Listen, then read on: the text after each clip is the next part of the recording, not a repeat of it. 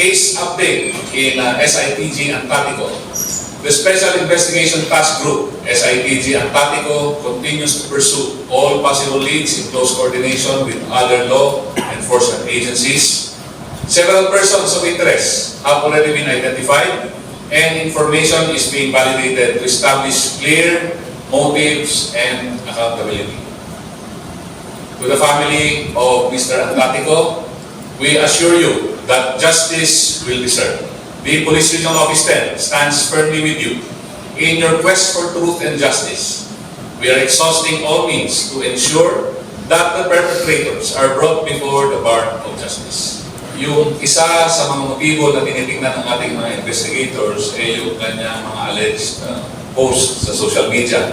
Pero beyond that, may mga physical interviews po tayo sa kanyang mga co-workers, sa kanyang former employers, at sa kanyang mga pamilya. So we do not discount the possibility baka meron pang ibang motibo.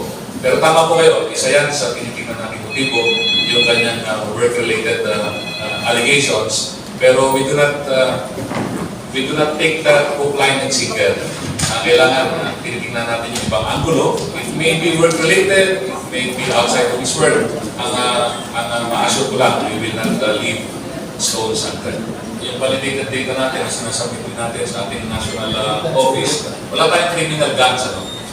Criminal gangs, meaning organized groups engaged in criminal activities for gain. Wala tayong listed. Pero insofar as the incidents are, may nangyayari mga insidente, we'd like to believe that there are potential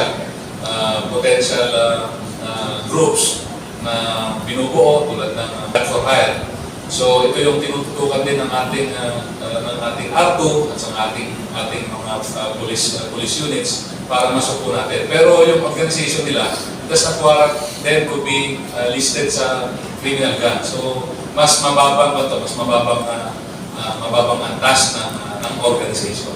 Pero yes, I like to believe there are groups ng gun for hire.